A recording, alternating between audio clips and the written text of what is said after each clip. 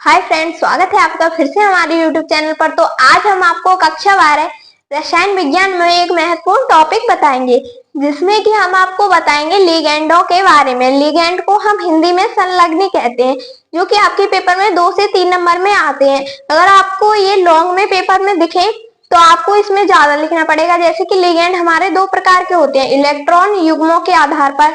Number 1 पर होता है जैसे कि बाइडेंटेड और मोनोडेंटेड, मतलब एक दंतुर लिगेंड और द्विदंतुर लिगेंड। अगर हम नामकरण के हिसाब से देखें तो वो 3 प्रकार के होते हैं, जैसे कि न्यूट्रल, नेगेटिव और पॉजिटिव, मतलब उदासीन लिगेंड, धनायनिक लिगेंड और ऋणायनिक लिगेंड। अगर ये आपसे सारे पूछे, लॉन्ग में पूछे तो आपके पेपर में 5 नंबर का भी आ सकता है।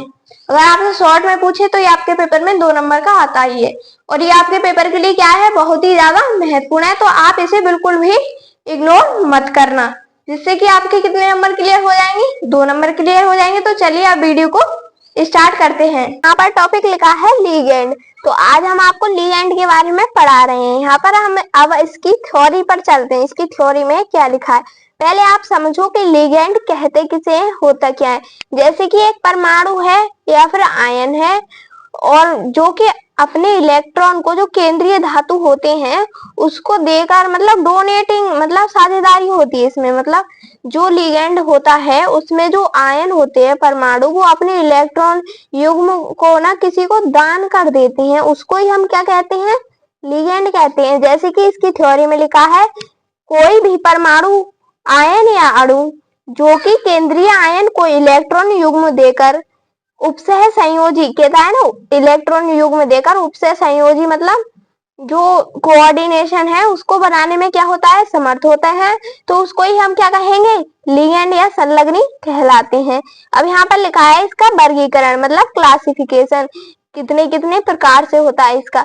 ये जो टॉपिक है, ये मतलब ये जो मैं पढ़ा रही हूँ, ये क्लास 12th वाला बच्चा है वो भी पढ़ सकता है, और 12th वालों के लिए ये तो है ही, मतलब इसको 11th वाला भी पढ़ सकता है और 12th वाला भी पढ़ सकता है। तो यहाँ पर हम चलते हैं क्लासिफिकेशन पर, मतलब इसके वर्गीकरण पर।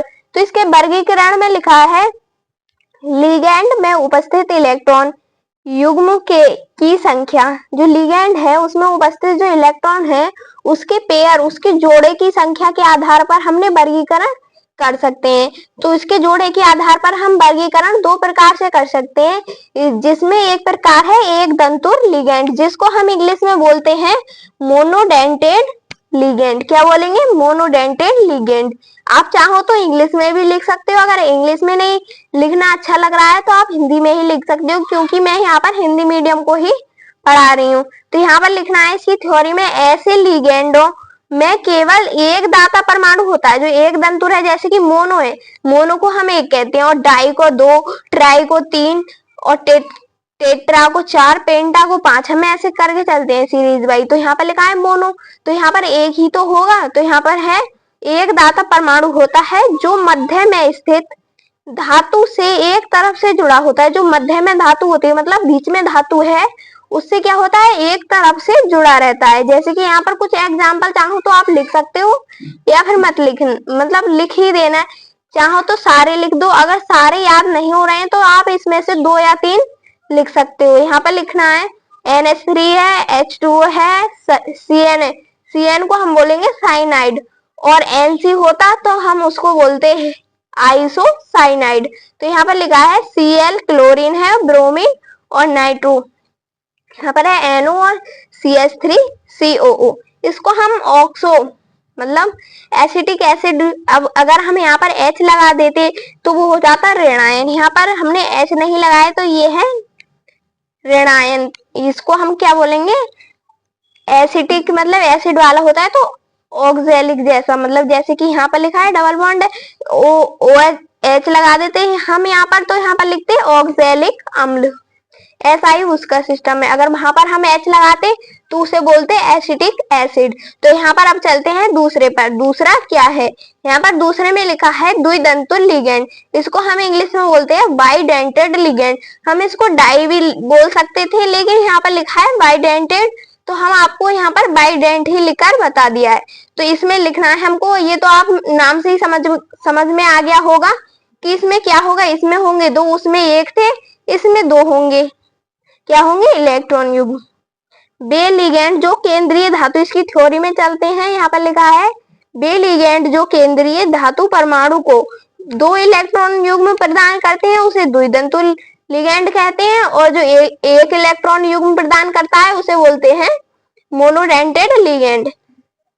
यहाँ पर इसका एग्जाम्पल है NH2 CH2 CH2 NH2। अब यहाँ पर समझो, जैसे कि 2 कार्बन है, एक कार्बन को मैथ बोलते हैं, 2 को बोलते हैं एथ, तो यहाँ पर हमने लिख लिया है एथ।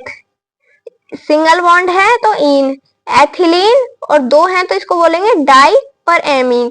एमीन हमने किसके लिए यूज किया है, जो NH2 है ये 2 जिग्गानी है, इसके हमने मतलब दोनों का एक ही जगह लिख दिया है डाई, और NH2 ग्रुप को हम क्या कहते हैं, एमीन ग्रुप, तो यहाँ पर लिखा है एथिलीन डाई एमीन। अब इसका एग्जाम्पल एक ये भी लिख लेना जो कि ऑक्जेलिक आयन का है, मतलब ऑक्जिलेट आयन का है COO मतलब C2O4। अगर इसका हम सर्टेन फॉर्मूला लिखें तो वो होगा यहाँ पर C2O4, ये होगा इसका फॉर्मूला, लेकिन आपको इसको स्ट्रक्चर के रूप में लिखना है क्योंकि ये आयन क्या है, ऑक्जिलेट आयन। अब चलते हैं इनके नामकरण के आधार पर, मतलब नोमेनक्लेचर, इनका नामकरण कैसे कर सकते हैं। तो इनके नामकरण 3 प्रकार के होते हैं जो कि हमने आपको शुरू में भी बताया है। नंबर 1 पर आता है उदासीन लिगेंड। तो उदासीन लिगेंड में क्या होता है ये तो आप सभी को पता होगा, जिस पर कोई चार्ज नहीं होता, मतलब ना ही पॉजिटिव होगा और ना ही निगेटिव होगा, उसको हम क्या बोलेंगे, उदासीन लिगेंड कहते हैं। जैसे कि यहाँ पर लिखा है उदासीन लिगेंड, यहाँ पर है उदासीन लिगेंड का नाम अणुओं की भांति लिखते हैं। जो उदासीन लिगेंड है उसका नाम हम लिखेंगे अणुओं की भांति, जैसे कि अणु उसमें कौन कौन से, यहाँ पर लिखा है CO, CO को हम क्या बोलेंगे, कार्बोनिल, क्या बोलेंगे, कार्बोनिल। यहाँ पर CS है, CS को बोलेंगे थायो कार्बोनिल। आप चाहो तो इसे इंग्लिश में भी लिख लेना, मैंने यहाँ पर समझाने के लिए हिंदी में लिखा है, लेकिन आप जो IUPAC नेमिंग करोगे उसमें आपको इसे इंग्लिश में ही लिखना पड़ेगा। मतलब जो IUPAC नेमिंग करते हैं वो हम इंग्लिश में ही करते हैं क्योंकि वो इंग्लिश में ही करना सही लगता है, आप चाहो तो हिंदी में भी कर सकते हो। यहाँ पर है NO को बोलेंगे नाइट्रोसिल, H2O को बोलेंगे एक्वा, NH3 को बोलेंगे एमीन, मतलब AMMNE एमीन। ये क्या है, ऑक्सीडेशन नंबर 0 होता है, इनका जो ऑक्सीकरण संख्या होती है वो क्या होती है, 0 होती है, ना ही नेगेटिव होती है ना ही पॉजिटिव होती है, सिर्फ और सिर्फ 0 होती है। अब चलते हैं आगे, इसमें आगे क्या लिखा है। अब यहाँ पर लिखा है आगे दूसरा टॉपिक है ऋणायनिक लिगेंड। हमने आपको उदासीन बता दिया है, अब है ऋणायनिक। ऋणायनिक में क्या होता है, जिन लिगेंडों के नाम जिस पर ऋणायन मतलब निगेटिव चार्ज होता है उसे हम ऋणायनिक लिगेंड कहते हैं। यहाँ पर लिखा है ऋणायनिक लिगेंड के नाम लिखते समय नाम के साथ सफिक्स में ओ लगाते हैं। जैसे कि सफिक्स मतलब जो लास्ट में होते हैं उसमें हम क्या लगाएंगे, ओ। जैसे Cl को हम वैसे क्या बोलेंगे, क्लोराइड, लेकिन इसमें क्या बता है, ओ। ये इसका रूल है, ये आपको पढ़ना ही पड़ेगा। इसमें हम क्या लगा देंगे, क्लोराइडो, मतलब ओ लगा देंगे लास्ट में। आपको इंग्लिश में मैंने यहाँ पर समझाने के लिए हिंदी में लिखा है, लेकिन जो IUPAC नेमिंग करेंगे वो हम इंग्लिश में ही करेंगे। अगर आप चाहो तो अपनी तरफ से हिंदी में IUPAC नेमिंग लिख सकते हैं, जैसे कि हमने आपको यहाँ पर लिखकर बताया वैसे। अब यहाँ पर है Br को हम ब्रोमाइड बोलते थे, लेकिन यहाँ पर क्या बोलेंगे, ब्रोमाइडो, मतलब इसमें जो भी टॉपिक है उसके आगे हम लिखेंगे ओ, मतलब ओ लगा देते हैं। जैसे कि Br को ब्रोमाइडो, I को आयोडाइडो, Cn को साइनो, SO4 को सल्फेटो, और CH3COO को क्या बोलेंगे, एसीटेटो, S को बोलेंगे सल्फाइडो, इसको सल्फर बोलते थे लेकिन अब इसको बोलेंगे सल्फाइडो।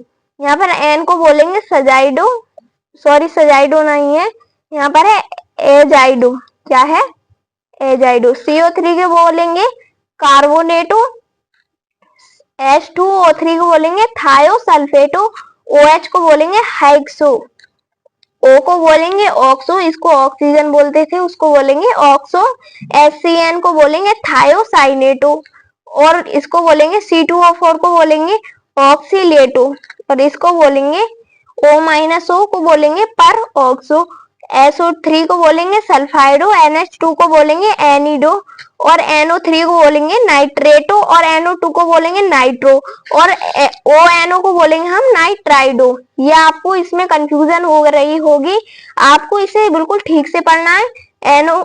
NH3 को एनिडो, NO3 को नाइट्रेटो, NH2 को बोलेंगे एनिडो, और NO3 को बोलेंगे नाइट्रेटो, और NO2 को बोलेंगे नाइट्रो, और यहाँ पर ONO को बोलेंगे नाइट्राइडो।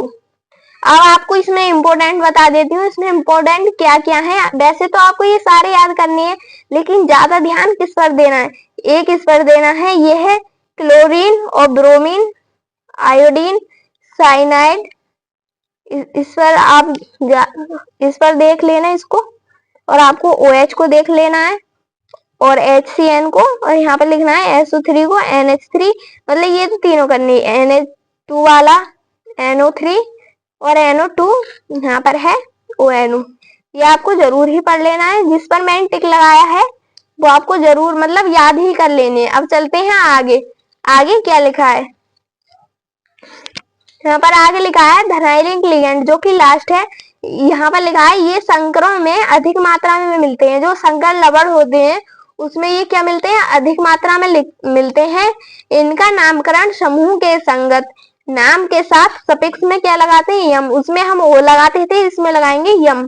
यहाँ पर लिखा है एनो, यहाँ पर एनो लिखा है, इसमें हम इसको बोलेंगे नाइट्रोसोनियम, इसको बोलेंगे नाइट्रोसोनियम, मतलब लास्ट में यम लगा देंगे। और NO2 को बोलेंगे नाइट्रोनियम, NH2 NH3 पॉजिटिव को बोलेंगे हाइड्रोजीनियम, मतलब इसके लास्ट में हम यम ही लगाएंगे, क्योंकि यहाँ पर नियम जो कह रहे हैं हमको वो ही यूज करना है, मतलब इसको फॉलो करना है आपको। ना ही मतलब अगर आपसे पूछ लिए तो आपको ये याद करनी है लिगेंड के बारे में, मतलब वर्गीकरण के आधार पर। अगर आपसे नहीं पूछे, अगर आप IUPAC नेमिंग के लिए ही याद करना चाहते हो, तो आपको जो निगेटिव है ये वाले आपको याद करने पड़ेंगे। तो उम्मीद है आपको वीडियो समझ में आ गई होगी, जिसमें कि हमने आपको लिगेंडो के बारे में बताया है। अब से जो हम अगली क्लासेस देंगे उसमें हम आपको जो IUPAC नेमिंग है वो कैसे की जाती है उसे हम आपको आसान शब्दों में कर बता देंगे, जो कि आपके पेपर में आते हैं। कितने नंबर में, 5 नंबर में आते हैं। और आज जो हमने आपको लिगेंडो के बारे में बताया है ये आपके पेपर में 5 नंबर में भी आ सकते हैं, और 2 से और 3 नंबर में ये तो फिक्स ही है, मतलब आते ही हैं। अगर हम जैसे कि यूपी बोर्ड के 8 सेट बनते हैं, मतलब हर सेटों में अलग अलग प्रकार के क्वेश्चन आते हैं, तो ये ज्यादा से ज्यादा अगर लगाएं हम तो 5 से 6 सेटों में ये बन सकते हैं। एक आधी सेट होगा जिसमें कि ये क्वेश्चन नहीं आते, वरना ये आपके पेपर के लिए क्या है, बहुत ही ज्यादा महत्वपूर्ण है। तो अगर आपको पसंद आए तो प्लीज हमारे चैनल को लाइक और सब्सक्राइब जरूर कर देना, जिससे कि जो हमारी अगली आने वाली वीडियो है वो आपके पास जरूर पहुंचे। और वीडियो को पूरा देखने के लिए धन्यवाद।